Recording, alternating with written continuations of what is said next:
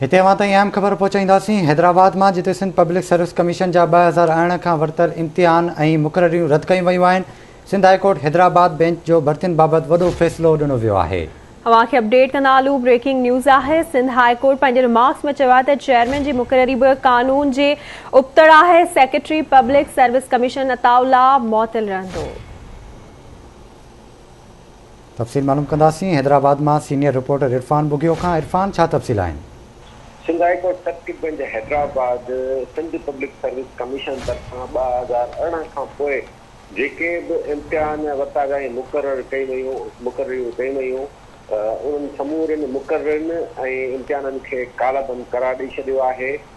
Sindh high court circuit bench Hyderabad तरफां medical जी शागिर्दाणी जी दरख़्वास्त ते लिखत में फ़ैसिलो जारी करे छॾियो आहे। तव्हांखे ॿुधायूं त Sindh high court circuit bench Hyderabad 2008 खां पोइ सिंध पब्लिक सर्विस कमीशन तहत जेके बि मुक़ररियूं थियूं आहिनि उन्हनि समूरनि मुक़ररनि खे कालाबंद करार ॾेई छॾियो आहे।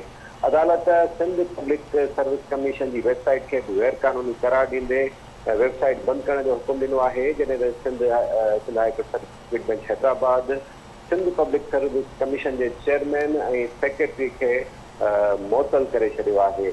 इन हवाले सां एडवोकेट आहे, जेको वकील आहे दरख़्वास्त गुज़ार जो सजाद जो, उनजो चवणु हो त उन्हनि फ़क़ति मुतासिर लेडी डॉक्टर खे नापास करण ख़िलाफ़ दरख़्वास्त ॾिनी हुई, पर इन दरख़्वास्त खां पोइ अदालत सिंध पब्लिक सर्विस कमीशन खां ॼाणायल जेको आहे सो इन हवाले सां दस्तावेज़ वग़ैरह घुराया, पर सिंध पब्लिक सर्विस कमीशन जे अमलदारनि तरफ़ां अदालत में इन हवाले सां दस्तावेज़ पेश न कया विया। तंहिंखां पोइ अॼु Sindh high court circuit bench Hyderabad हिकिड़ो वॾो फ़ैसिलो जारी करे छॾियो आहे। जी, महिरबानी इरफान अवां जी अपडेट करण लाइ। नाज़रीन, अवां खे ॿुधाए रहिया आहियूं त सिंध पब्लिक सर्विस कमीशन जा 2008 खां वरितल इम्तिहान ऐं मुक़ररियूं रद्द कयूं वयूं आहिनि। पब्लिक सर्विस कमीशन चेयरमैन ऐं सेक्रेटरी खे मुअत्तल करण जो हुकुम ॾिनो वियो आहे। सिंध हाई कोर्ट रिमार्क्स में चयो आहे त चेयरमैन जी मुक़ररी बि कानून जे उबतड़ आहे। Secretary public service commission Ataullah मुअत्तल रहंदो। बिल्कुलु नाज़रीन, ये अहम ख़बर अवां ताईं पहुचाई पिया। सिंध पब्लिक सर्विस कमीशन जा 2008 खां वरितल इम्तिहान ऐं मुक़ररियूं रद्द कयूं वयूं आहिनि। सिंध हाईकोर्ट हैदराबाद बेंच जो भर्तियुनि बाबति वॾो फ़ैसिलो ॾिनो वियो आहे। पब्लिक सर्विस कमीशन जो चेयरमैन ऐं सेक्रेटरी खे मुअत्तल करण जो हुकुम ॾिनो वियो आहे। इन हवाले सां वधीक ॻाल्हि ॿोल कंदासीं। इस सां लाइन ते मौजूदु आहे नाले वारो कानूनदान ज़मीर घुमरो साहब। अस्सलाम वालेकुम ज़मीर घुमरो साहब। सर, ही सिंध पब्लिक सर्विस कमीशन भर्तियुनि बाबति हिकु वॾो फ़ैसिलो ॾिनो आहे। 2008 खां थियल समूरा इम्तिहान ऐं मुक़ररियूं रद्द कयूं वयूं आहिनि। इन बाबति तव्हां छा चवंदा? इहो फ़ैसिलो जेको आहे सो पंहिंजो कानून मुताबिक़ न आहे ऐं आइन मुताबिक़ न आहे, छो त सिंध पब्लिक सर्विस कमीशन हिकिड़ो कॉन्स्टिट्यूशनल इदारो आहे ऐं उहो आइन तहत लेजिस्लेशन थी आहे ऐं उनखे जेको आहे सो अहिड़ो फ़ैसिलो त सिंध जो जेको एक्ट आहे 89 जो सिंध पब्लिक सर्विस कमीशन जो, उनखे जेको आहे सो मुअत्तल करण, उहे अख़्तियार जेको आहे सो कंहिं बि कानून खे मुअत्तल करण जा कंहिं बि कोर्ट खे न आहिनि। कंहिं बि कानून खे कोर्ट जेको आहे सो सेटिसाइड करे सघे थी ऐं सभिनी जेको आहे सो जेके अफेक्टेड दुरियूं उनखे ॿुधण खां सवाइ। ऐं 2018 जा जेके मुंहिंजे ख़्याल में कंबाइंड कॉम्पिटेटिव एग्ज़ामिनेशन थिया उहे सुप्रीम कोर्ट जे डायरेक्शन खां पोइ थिया, छो त 2017 में सुप्रीम कोर्ट जेको आहे सो इन ई पब्लिक सर्विस कमीशन जो नोटिस वरितो ऐं उनखां पोइ डायरेक्शन्स ॾिनियूं सिंध गवर्नमेंट खे, जंहिंजे तहत सिंध गवर्नमेंट रूल्स ठाहिया सुप्रीम कोर्ट जे डायरेक्शन तहत ऐं उनखां पोइ जेको आहे सो वरी चेयरमैन ऐं ॿियनि मेंबर्स खे अपॉइंट कयो वियो। त मुंहिंजे ख़्याल में हीउ फ़ैसिलो जेको आहे उहो कानून ऐं आइन मुताबिक़ न आहे ऐं सिंध गवर्नमेंट खे न रुगो नज़रसानी अपील दरख़्वास्त दाख़िल करणु घुरिजे साॻी बेंच वटि, पर सुप्रीम कोर्ट में अपील बि दाख़िल करणु घुरिजे। अच्छा ज़मीर घुमरो साहब, केतिरा ई ऑफिसर्स जेके कमीशन जो इम्तिहान पास करे पंहिंजूं ड्यूटीज़ सर अंजाम ॾेई रहिया आहिनि, उन्हनि जो मुस्तक़बिल जो छा थींदो? ॾिसो, फ़िलहाल त जेको आहे सो फ़ैसिलो अची वियो आहे ऐं उहे ऑफिसर जेको आहे सो ज़ाहिर आहे त हाई कोर्ट जे साम्हूं कोन आहे, उहे पंहिंजे कानूनी चाराजोई कंदा ऐं सिंध गवर्नमेंट बि कानूनी चाराजोई कंदी। फॉर द टाइम बीइंग उन्हनि ऑफिसरनि जे ख़िलाफ़ जेको आहे सो फ़ैसिलो आयो आहे त उन्हनि जूं जेके अपॉइंटमेंट्स आहिनि उहे कैंसिल कयूं वयूं आहिनि।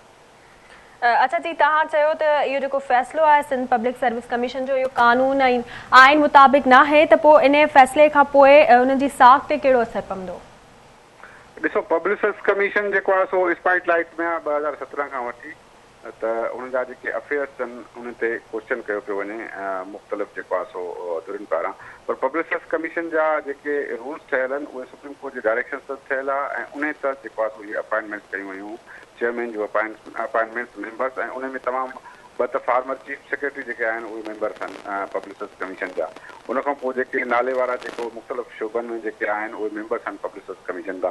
त उन में मुंहिंजे ख़्याल में जेको मूं फ़ैसिलो पढ़ियो आहे टू सर्टेन एक्सटेंट सरसरी नज़र सां त कोर्ट चयो आहे त हीउ आइन सां तसादम में आहे जेको एक्ट आहे पब्लिक सर्विस कमीशन।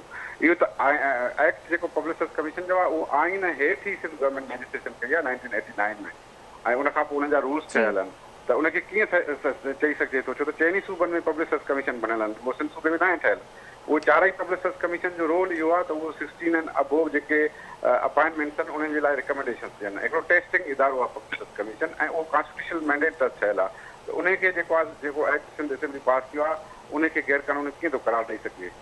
मुंहिंजे ख़्याल में सिंध हाई कोर्ट जा एतिरा केतिरा ई फ़ैसिला आहिनि जिन में सिंध पब्लिक सर्विस कमीशन खे इहा डायरेक्शन ॾिनी वई आहे त 16 खां मथे जेके बि अपॉइंटमेंट्स करे हींअर बि फ़ैसिलो आयो आहे ताज़ो ई त उहे सभु अपॉइंटमेंट्स पब्लिक सर्विस कमीशन करे ऐं ॿियो को बि इदारो नथो करे सघे कॉन्स्टिट्यूशनली।